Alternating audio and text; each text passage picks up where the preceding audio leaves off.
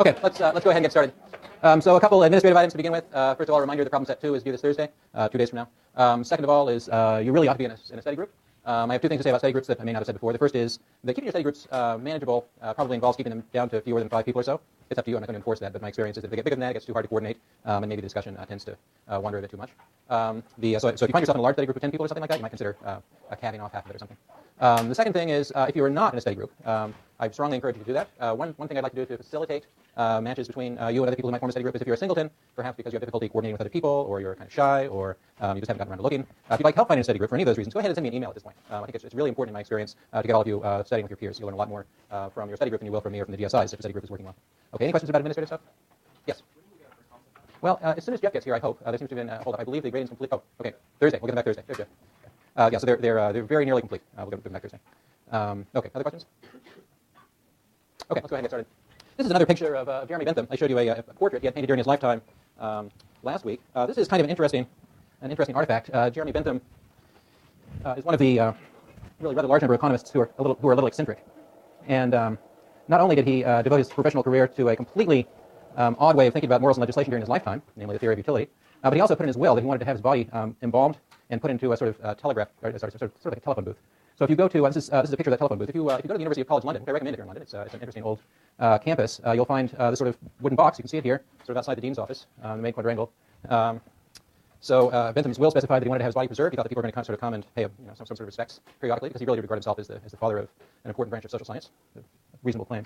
There were some problems that happened during the course of mummifying him or preserving his body, and so he's fully clothed now. His skeleton underneath maybe isn't so pretty, and his head fell off sometime during the last century. So this is a picture of it at his feet. The thing on top there is made out of wax. It sort of looks a little prettier. Yeah, that's his real head. The last time I was at University of College London, I think they put the head away for safety, and the undergraduates kept on stealing it and doing, playing pranks with it. Anyway, so here's another picture of Jeremy Bentham. So eccentricities aside, he's truly a great economist. He sort of really was extremely forceful and influential in advancing a view which I talked about a little bit last Thursday. But here's another sort of statement of his, which is also just sort of critical to an understanding of modern economics and a lot of what has informed our modern conception of ethics as it applies to politics and policy. And so here's Jeremy Bentham on that subject. He says it is vain to talk of the interest of the community without understanding what is the interest of the individual. So he's taking out a position which another great economist, Ken Arrow, has described as methodological individualism. And the idea is just that if you consider a group of people, it's not meaningful to think about the welfare of that group independent of the welfare of individuals within that group. So you should not, according to this view, be able to have a happy group of people if all the I should say perhaps I'll say a happy group of people if the individuals in the group are all miserable. That doesn't make sense. So this sort of view that the welfare of a group collectively depends on the welfare of its individual members is, as I say, sometimes called methodological individualism. It informs a lot of what we do in economics when we think about designing policy. We really try to make individuals better off and hope that makes the collections of individuals better off rather than trying to make a collective of people better off while neglecting the welfare of individuals. Okay, that's the history lesson for today. Let's go on. I want to return. A couple of you pointed out to me after last lecture that I talked about cardinal and ordinal utility. I failed to provide a definition of cardinal utility. I want to fix that today before we go on. So let me remind you, first of all, what an ordinal utility function is, or what ordinal utility is. So it has sort of three features. Let me back up for a moment. Remember, we're thinking about how individuals order different bundles of goods. So any individual is supposed to have a preference ordering that allows them to compare any two bundles of goods. That's a preference ordering. That preference ordering, in turn, can be sort of organized into an indifference map. And we saw last time or the time before that you can take an indifference map and construct an ordinal utility function out of it. Okay. You can also go the other way. You can start with an ordinal utility function and get an indifference map. So that's point one here. Any ordinal utility function implies an indifference map, which in turn implies this complete preference ordering I talked about a moment ago. And let's see, we've said this. A preference ordering set. It's an ordering over all possible bundles in the commodity space. Okay, so here's sort of I don't know if it's the catch, but a feature of the ordinal utility function is that if it's merely ordinal, if it's an ordinal utility function, it tells us what the ordering is. So it says I prefer. You can infer that a consumer prefers bundle A to bundle B, but you can't make statements about how much they prefer it. You can't say I prefer bundle A a lot more than I like bundle B. Those kind of statements aren't allowed in simple ordinary preferences. Okay. All right, so that's ordinal utility. In contrast, a cardinal utility function has all the same sort of properties that I mentioned before. So a cardinal utility function implies a preference ordering, implies a set indifference map, which in turn corresponds to a complete preference ordering. So it has that feature. But in addition, if we allow cardinality here, we're allowed to make statements about how much more a consumer prefers bundle A to bundle B. So we can make statements about sort of levels or how big the difference is in utility between different bundles, and we sort of take those differences seriously in a way we would with the ordinal utility function. Now, technically, when you work with an ordinal utility function or a cardinal utility function, there aren't a lot of differences. I'll give you another example in a moment, but when you write down an example ordinal utility function, like a log of x1 plus a log of x2, that exact same function can work perfectly well as a cardinal utility function. The difference really is how you interpret the levels of utility that correspond to the difference in bundles of goods. So it's not that the cardinal utility functions are somehow completely different objects than ordinal utility functions. They're not mathematically. They're very similar. I'll sort of show how they're different later this lecture. But sort of mechanically, when you work with these things mathematically, they look like the same objects. The difference is how you interpret the units that come out of the utility function. So if okay, so I'll stop there and return to that when I have some examples. Unless there are questions on this subject, in which case I'll address them now. Oh, cardinal versus utility? Cardinal utility versus ordinal utility? No questions? That's wonderful. Okay. All right, so I want to return now to a discussion that we had toward the end of last lecture. Once we've got a cardinal or ordinal utility function, it really doesn't matter which, that implies an indifference map. The indifference map, in turn, is composed of indifference curves. And I want to focus now on the interpretation of the slope of the indifference curve and what that tells us about the preferences of the consumer. Okay, so here's an example of a set of indifference curves. So I've got three of them. Each of these curves, of course, corresponds to a higher level of utility for the consumer, whether it's ordinal or cardinal. So a consumer with these curves would prefer any bundle on this curve to any bundle on this curve, for example. So you guys, I think you've mastered that. What I'd like to focus on now is what we learned by looking at the slope of one of these curves at a point. So let's pick a point. How about this one here? And what does the slope of this curve tell us about the consumer's? Let me say this differently. I'm going to make a statement. The slope of the curve here tells us something about the willingness of the consumer to exchange good one for good two. Any thoughts about what the slope here tells us about that willingness to exchange? Yes. Yeah, so right here the slope is approximately 1 or minus 1, I should say, perhaps. And so he'd be willing to trade the good one for good two at a rate of 1 to 1. Okay, now in contrast, what about up here? What rate would a consumer be willing to trade good one for good two here? Yes. That's very good. So, right, in some intuition, that's exactly right. So they want a lot of x2 in order to give up a little bit of x1. And the intuition for that, for somebody who's in difference curves, or some intersection you could sort of assign to that, is that the consumer's already got a lot of x2. He's consuming a lot of x2 already. And so he may prefer, in comparison, x2 is, or x1 is rather scarce in his consumption bundle. So he'd be willing to give up quite a lot of this good he's got a lot of in exchange for even a little bit of the good he has very little of. That's exactly the idea. Okay. Here's a different set of indifference curves. What's the salient feature of these compared to the last one? Well, so they're a lot steeper, yeah. So in general, if we took a consumer here, and suppose let me pick out the same point that I pointed to a moment ago. I'm going to take the same kind of point which involves an equal amounts of x1 and x2. If I take a similar point here, so this point right here involves roughly equal quantities of x1 and x2. What's the consumer's willingness to exchange x1 for x2 at this point? So he'd be willing to, even though he has similar amounts of x1 and x2, he'd be willing to give up a lot of x2 for x1. That's exactly right. So this is the person who, in contrast to this person, who sort of feels symmetrically. He has this symmetry to this thing. So he kind of x1 and x2 enter his utility function in a similar way. This guy really likes x2. X1. And another way to put that, so I need to be careful in catching when I say things like he really likes x2. A small amount of x2, or a relatively small amount of x2, is required to move him from one indifference curve to the next. So if he wants to go from this indifference curve to this indifference curve, the shortest way to do it is by adding x1. And you can see in contrast, it might take a lot of x2 to move him up to the next indifference curve. Yeah. All right. Is that clear? All right. So that's a graphical sort of hand-wavy analysis. Let's do a little bit of something a little bit more mathematical. So what I've got here is an expression for the indifference curve, first of all. So maybe I should remind you. These indifference curves here, let's pick out one of them. Let's pick this one farthest to the right. So there's a variable on the horizontal axis, that's x1. This curve depends on the value of utility, u, that corresponds to it.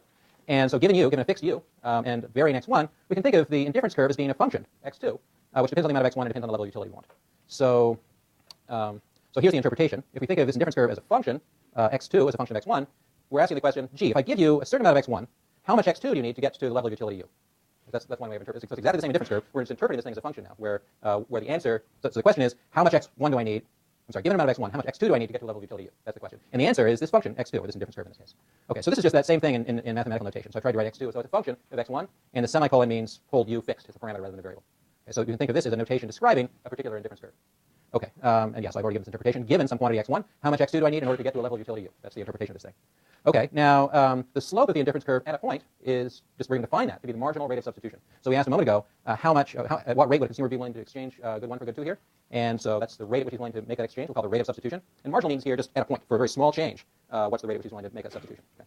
So the marginal rate of substitution is defined as a partial derivative. It's the slope of this function at x1, and you pick out which indifference curve we're talking about. Okay, is that all there? I'm sure some of you have questions. I'll give an example in a moment which might answer some of them. Okay, is everyone happy? Wonderful. Okay, so here's some facts about the marginal rate of substitution.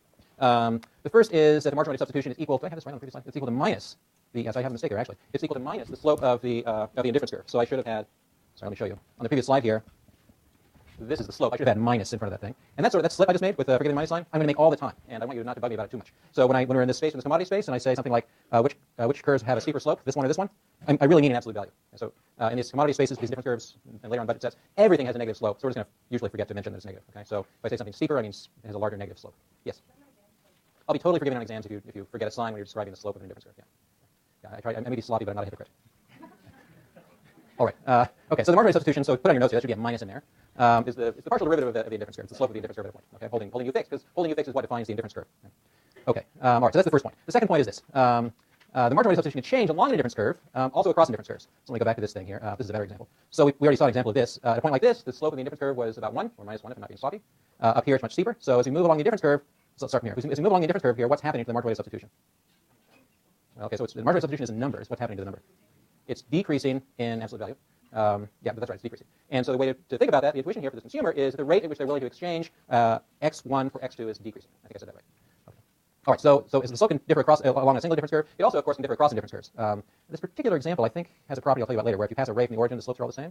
Or maybe not, I'm not sure. It's close anyway. But that doesn't need to be the case. When you move between difference curves, there's nothing that says that the slope of this indifference curve at the point needs to have any particular relationship to the slope of this curve. Okay. All right, so that's the second point. Any questions about that?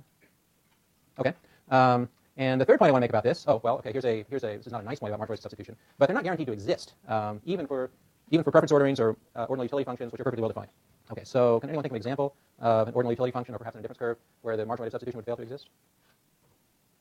Yeah. Yeah, very good. Actually, it doesn't need to. That's good. So I showed you. Let me draw you a picture of this.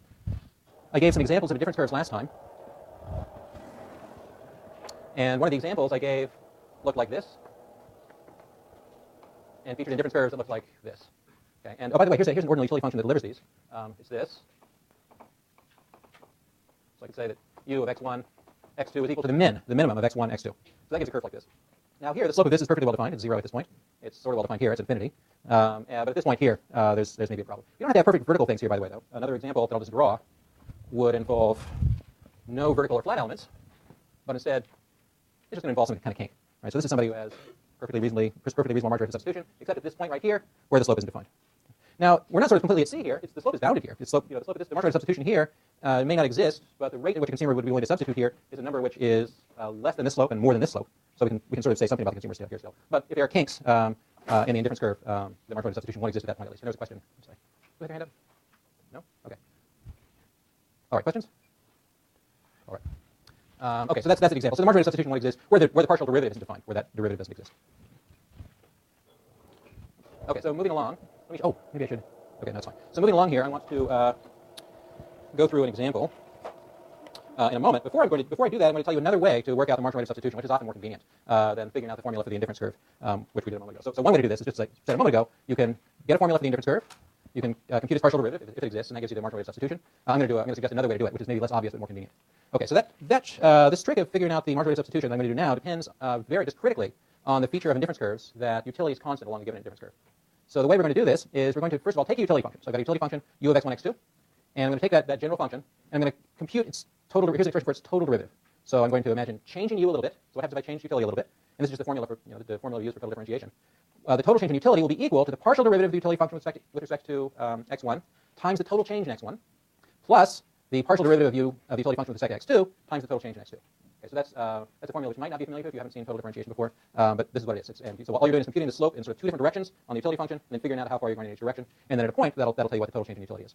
Okay, so we've got this formula. Now remember, the key that's the first step. The second step is this: we have to remember that along an indifference curve, the defining characteristic of an indifference curve is what? It's that utility doesn't change. So that tells us that on an indifference curve, du has to be equal to 0. So now we're set. All we do is we take this formula, we set du equal to 0, and that gives us this formula here. So this says the partial derivative of u with respect to x1 times the total change in x1 plus the partial derivative of u with respect to x2 times the total change in x2 has to be equal to 0 on an indifference curve. Okay, is that clear? Okay, so that's the trick. That's the two tricks we use. And then we're in business. All we do now is we rearrange that thing. We take this thing and we subtract one of these things to the other side, then we divide by dx1 and divide by du dx2, and that gives us this expression here. So we have a ratio of partial derivatives, and it's equal to minus dx2 over dx1. And I hope you'll recognize that when regarding x2 as this is like a function along the indifference curve, this is the slope of that indifference curve, or minus the slope. Again, trying to be careful there. So this is dx2 is the rise, dx1 is the run, so this is the slope of that curve. And that's where we're going to define that thing to be the marginal rate of substitution.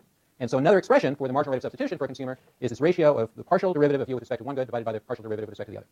Okay, we have some other language to describe these partial derivatives, which you probably have encountered before. Anyone know what du dx1 is? What economic? That's same as the partial derivative with respect to x1 is mathematical jargon. This is an economics jargon too, which we sometimes use. Does anyone know that? Familiar with that from?